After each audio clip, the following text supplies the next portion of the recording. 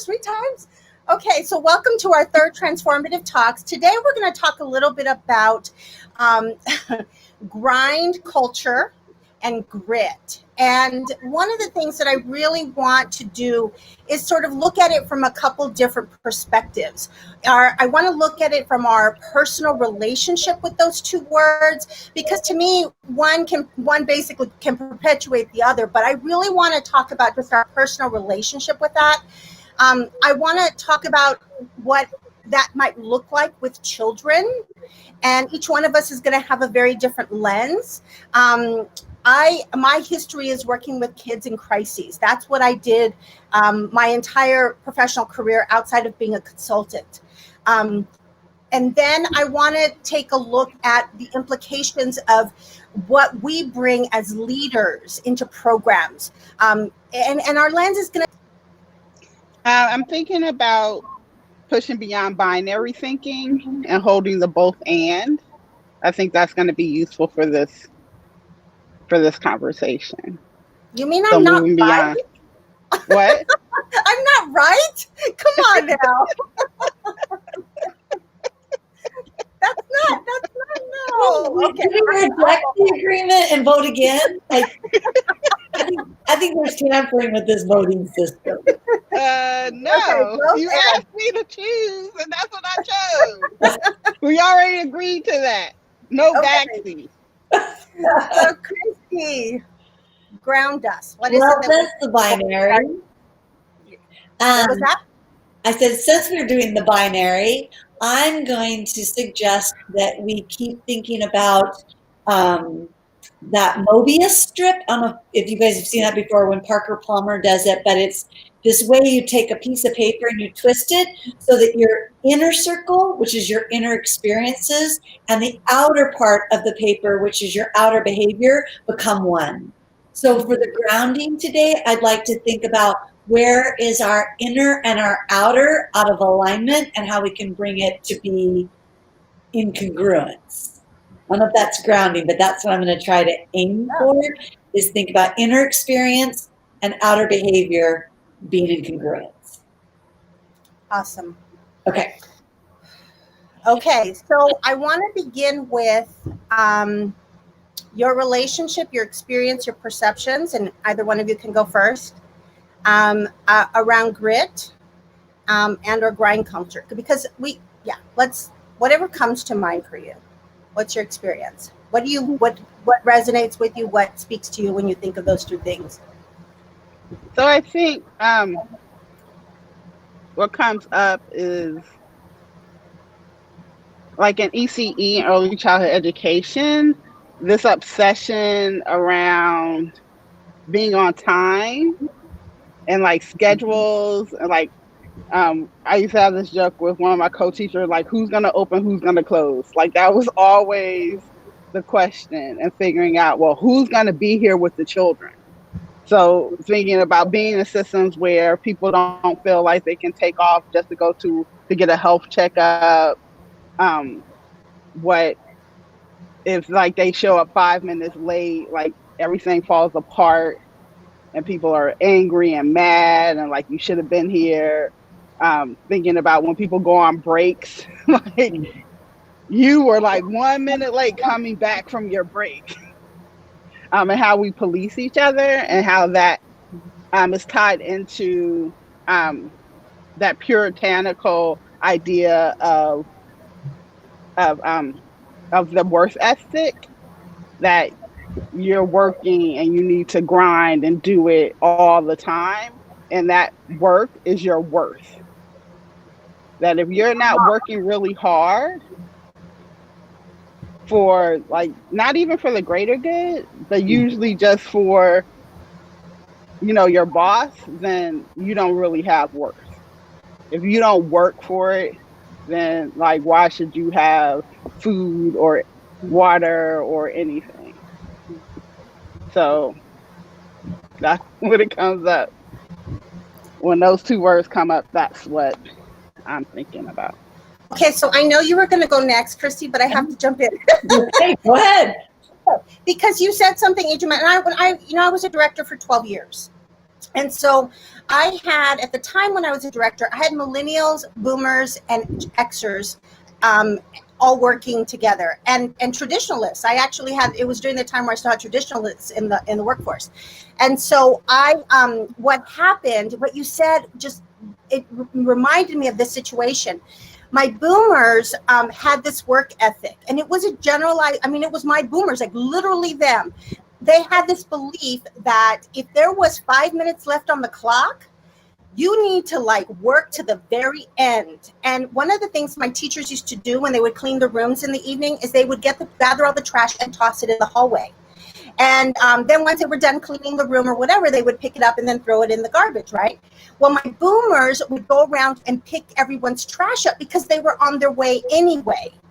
Well, my millennials didn't even think about that. Like they would just take their trash out. And so it started this undercurrent of resentment in my program because my boomers were like, they're sitting in the lounge, there's 15 minutes left, it's 185 degrees outside. My teachers were outside with kids all afternoon. I don't care that they're in the lounge drinking water and chilling with each other for 15 minutes. My boomers were livid. And then one day it felt, I mean, like it just blew up because it was that work ethic. It was that grind. You're getting paid for this time. How dare you sit around and do nothing? And we really had to come, what I call one of those come to Jesus moments where we had to like, let's say, where is this really coming from? Because, and I think we do that in our programs, in our systems. We create this experience where you have to do this, you're expected to do this, and we internalize it. And then what happens is when we're not doing it, guilt shows up, right? Or we start to go, we're not doing enough. It becomes an internalized perception. Okay, Christy, go ahead. No, this is really helpful because what's really showing is the systemic nature of it. So I'll start from what Ijuma said about like work ethic. So in my family growing up, you couldn't even watch TV unless you were doing something else that was work related. So you were ironing, or you were folding laundry, or you were balancing your checkbook. It doesn't matter. And even to this day, we tease my dad that he can't sit down and watch TV because you got to, the persona. Then on the heel of that, if you wanted to ever like excuse for being late or for not having done something, as long as you were working, it was a free pass. So it was this idea that work, no offense again, trumped everything. Okay. And so that persona, that belief, as you said, Isela, carries into then how I see my colleagues and then how I interact with my colleagues. And then I would say the worst outcome is how I view children and how I look at how they spend their days. And so when you brought up this topic and I was thinking about grit and I was thinking about grind culture, I thought about kids' IEP goals. And just yesterday, I was with a team, and my colleague Julie invited everyone on the team to talk about a celebration that they had had with the second grader.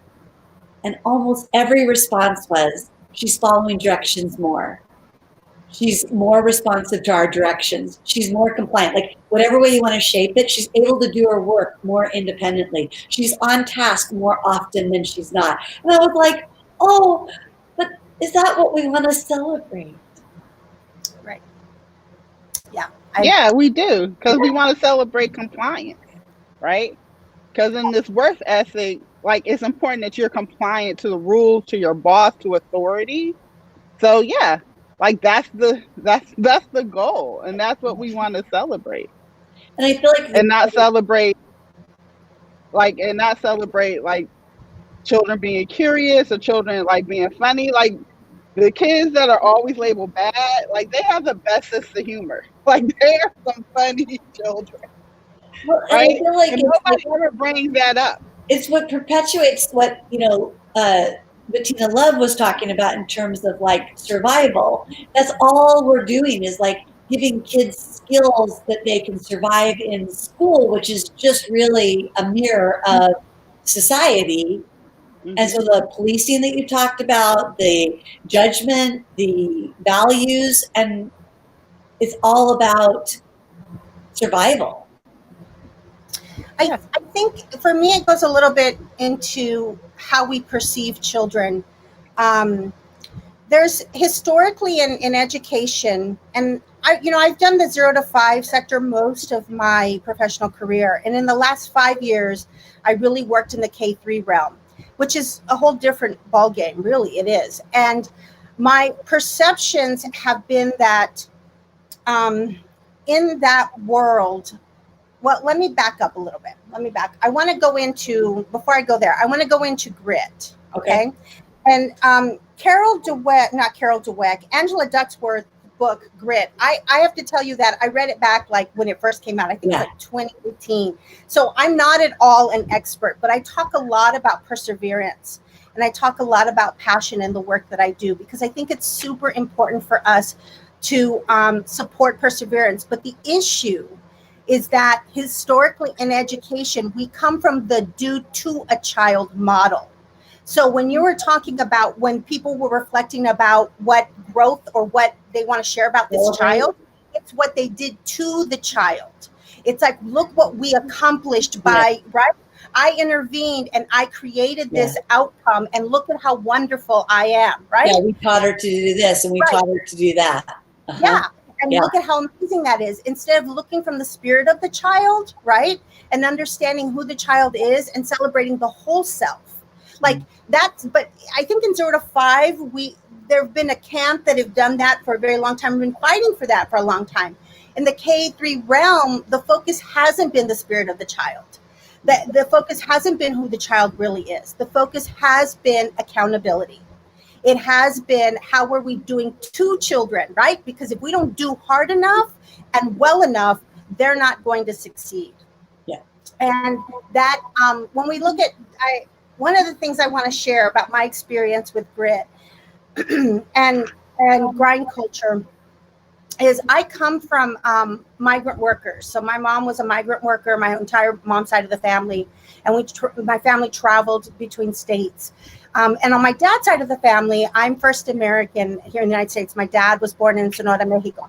And so my family came from that space of you work hard, right? You work hard. And that perception for me, now as an adult, I look back and I see they've all worked hard. They're still working hard, right? But they haven't been able, they're still living paycheck to paycheck. They're still struggling, right? But it's that perception that in order for you to do good, you have to put blood, sweat, and tears out there. And the perception that you have to be twice as good and you have to work twice as hard. What that does is it slowly kills us, because we believe that that's the only way we're going to make it. And the system perpetuates that, right? And so when I remember even my doctoral program, they do this, look to the right, look to the left. One or both of you aren't going to be sitting here at the end of the program. Say goodbye to your family, say goodbye to your life, say goodbye to everything, because that's the only way you're going to make it.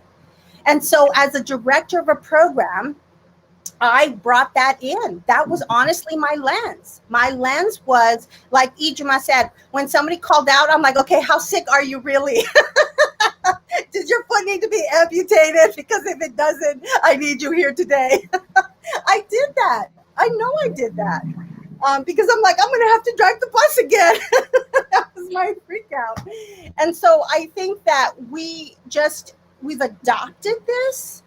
And what it looks like for children, and this is where we really have to get real with it, I think. And then you guys can talk, because I'm talking too much. I'm passionate about this. Grit, I think for me, what it looks like is pull your bootstraps up. And that's not the intent of grit. It's like, you need to learn, because life is hard. You need to learn this way. You need to pull your big girl panties up and push forward. And that's the way I'm seeing it conveyed with the older kids. And I see it. And Dr. Bettina Love says, grit is in the DNA of African Americans. And it's like, how dare we sit and try to do to children, right? How dare we do that? Because so many children come with grit. So many children, I mean, I think they all do. It's for us to do with rather than do to children. Okay, go. What are your thoughts about that? Do you want to go, Christy? No, you go ahead, Ijima. So I'm thinking about, like, Isalla's reflecting back on her immigrant, migrant worker background. And that's the same, like working twice as hard for half as much. And like, oh, you have to work. And what no one ever says is that the American dream is a lie, right? Yeah, totally. Like moving up the class stratosphere, like, you don't get that. Yeah. Like, you're poor, especially in nowadays, like your children will probably be poor. Like the hardest working people are poor people, right? Because you have to put up and do a lot of work and get a low pay. Mm-hmm. And so you can't like really afford living paycheck to paycheck. And it doesn't matter how hard you work, how much you give, like it's just gonna kill you, the stress and the unreasonable rules and requirements. And then you like you work really hard and then you're dead. Mhm. Right? And who does that benefit? Yeah. Like it's benefiting our white dominant culture. It's benefiting upholding white supremacy. That's who is benefiting. Yeah. And so it's going to be important that we understand that, because it is what we offer back to children in education. Because we tell children, like, if you get a good education, then you can be somebody, then you're worth something. And so how that looks in ECE, especially in communities of color and Black Indigenous communities, of like this academic stuff, like, oh, it's no time to play. Like you have to have academics so you can make it into K through 12 and be successful, and then you can go to college and like get the American dream. But that isn't true. The system is working very hard against you. And we don't want children just to survive it. We want an education system that children thrive in, that children can be their whole self, that their spirit, like Dr. Christine Love, we're going to say her name a whole bunch of times, I guess. Like, we don't want that spirit murdering to happen. And that's what our system is doing. And that's the reality of it. And it's not by accident, right? We didn't just kind of like wake up. Like the education system, especially for children of color, Black Indigenous children, were to keep them poor, to keep them working class, to fit the capitalist model, and for them never to have their own. But to have the lie that, oh, if you pull yourself up by the bootstraps, then you're going to make it. That's just a lie. And having academics, quote unquote academics, in ECE isn't going to save our children. Respectability, if we just assimilate, like none of that is going to help us.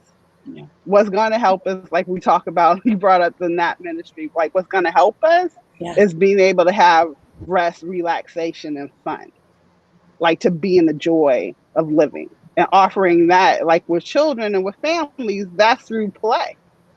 And so if we're committed to letting go of grind culture, to letting go of a deficit model of grit, then we have to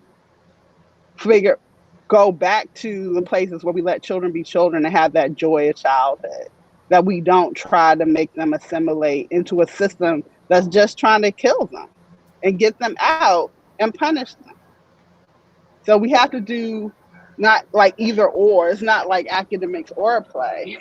Like we offer play and support them in being resilient, being problem solvers, being critical thinkers. Like all of those things happen for them to have, like being community minded helps them be the good citizens that I hope that education should be about. And, I was thinking, Jim, there's so many things you said that are the parallel for students with what we would call disabilities. And it's how society, as we talk about the medical model and the social model of disability. And in a social model, it says, hey, society is creating barriers that disable you.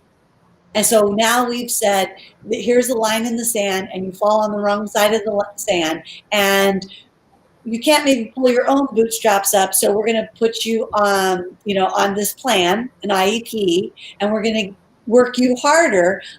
Teachers, again, just the other day, were like, they're not getting enough special ed. They're not getting enough direct instruction. They're not getting enough time with me. They're spending too much time in the general curriculum. And I'm like, what is too much time in the general curriculum, right? And they're like, we're not going to do a service to them if we don't front load all these skills that they have to learn to then work in a low paying job that's undervalued, or are we going to teach them how to have friendships and foster friendships? And so I just really kept thinking about how the grit mentality and the grind culture plays out in how we perceive disability, the value of people who are neurodiverse, and then what we do to try to remediate and fix instead of celebrate and support. Because it's not the children that's the problem, it's the system that's the problem. I think, yes, I agree with the system being the problem, but I think having grown up in the system, right, we're deeply influenced by it, and then we continue to do what's always been done because we're not questioning it, right? And I think that's, you brought up a couple things. You said college readiness, and even kindergarten readiness, and in terms of grit, and what's the term that's often used? I can't remember the term that's often used in the KP world, but the perception, yeah, lots of stuff going on. That idea of college readiness or even kindergarten readiness. We lost Ijima. Yeah, we'll find her again. Okay. I think that perception is, I think it's completely inaccurate, and I wish we would stop saying to children that you are college bound and that's what you should do. I'm having issues with my AC right now. Got a fan blowing on me. I'm in Arizona where it's still 108 degrees. I need someone to be able to come fix my air conditioning unit. There is nothing wrong with these types of positions and jobs. We have this perception, or one school that I work with had like college names on every one of their buildings. And so it was like the Stanford building, the Harvard building, and this is a Title IX. Is that what yeah, I think that's what it is. And it was a school in a very, very, there were a lot of gangs in this neighborhood for many years. And so their perception is the way that they are changing this is to make everyone college bound. And again, it's that perception of doing to and being the savior of, right? And that's the thing that we looking at a child from that whole child lens. And what I find really interesting, because I have worked with kids in crisis for a long time, right now there's so much emphasis in terms of adults around self-care, right? Around self-care and recognizing when you're feeling overwhelmed and what to do, take a day of rest, really pay attention to your body. But we don't do that with children. We don't start teaching children or approaching children from that place of taking care of their own individual needs. And I would push it even further that we're asking teachers to notice that they're overwhelmed without looking at the institution that is actually oppressing and overwhelming them. So we're asking them to not only operate and live and work in that environment, but to have enough grit to stand up against the oppression and take a day off. I don't know. You're so right that we're maybe asking adults to do it and not asking children or starting young enough, but we're also still just asking adults, even leaders. We're asking leaders to do all this amazing stuff within systems of oppression. So that's we're just asking them to do self-care so they can come back to work. Right? No one's saying, take a vacation, and we'll see you next year, right? It's just or when well you feel enough that you ready. can come Like back. they're like, oh, take 24 hours or just take the weekend. Maybe not grade papers over the weekend. Maybe do that. And then come back to work on Monday. Like, we'll see you at 9 o'clock. Thank you. But it's still that idea too. Like, how many schools are you guys in right now that people are still prepping kids for assessments? Like, we are still in a global pandemic, folks. Yep. We are not doing well with this home hybrid school, sometimes school, no, not school. Yet we're still going to say, if I say to a teacher, what's your lesson plan next week? It's like, oh, well, we're prepping for the test. That's all still a mentality of grit and grind. Well, let me tell you, one of the things that I got really excited about when all of this kind of came down is all the things that we said we couldn't do for children, we did, right? We got computers for kids, we got internet for kids, we got, right, all of that stuff. But why there was no money for blah, blah, blah, right? But here's the thing, the excitement for me was that some of the teachers I was working with had the option, the opportunity to start to plan for children, like creatively plan for children and do things differently than what they were doing in the classroom. Because it's harder. I'm not going to lie, it's easier, but it's harder to figure out how to do it this way. But it gave some school districts gave them freedom because nobody knew what they were doing. They're like trying to, do something. And then I heard recently there are a couple schools that I'm not in relationship with, just heard from teachers that the district had created a curriculum that they had to use in their distant learning approach. What kind of shit is that? It's like, what is the, okay, I'm trying not to do that on this page. That's okay. It's PG-13. I forgot to be rating up. I need a little blurb for me. Yeah, we'll just call it the shitty kind of shit. But really, it's like, here's the opportunity that we need to reach kids for who they are. Why are we caring about the assessment? Why are we caring about, like, seriously, why can't we just get that? Because it's tied to our worth, right? Yeah. We're good teachers when we get good scores on assessment because we've internalized that message, right? Teachers, like, I've been in meetings, directors blame teachers when they don't have a good enough assessment score. Oh, we did poorly. We got to raise these scores, right? And ECE and pre-K, like in any developmental assessment tool, like, oh, not enough kids are getting a 5 or a 4. And, and then when you get to K through 12, then it's testing, right? Because teachers are like, oh, this is what makes me a good teacher. Yeah, this is but what the system says I should be doing. Which kids aren't getting good scores? Let's go one step further. Yeah. In our perception of tests made by white people with let's just say testing companies are dictating the curriculum and the assessments. The policies are made by we know who, all the way down. Now the teacher internalizes that this is their worth. They're also white, able. And now we're saying, oh, who's not doing well? Oh, who's got the gap? Who do we have to work harder at to close the gap versus saying, why is there a gap? Or how can we best capitalize upon these students' strengths that they already brought with them? I don't know. It's just the whole testing part is just going to make me lose my mind. Oh, Jim, I can't hear you. Oh, we lost her again.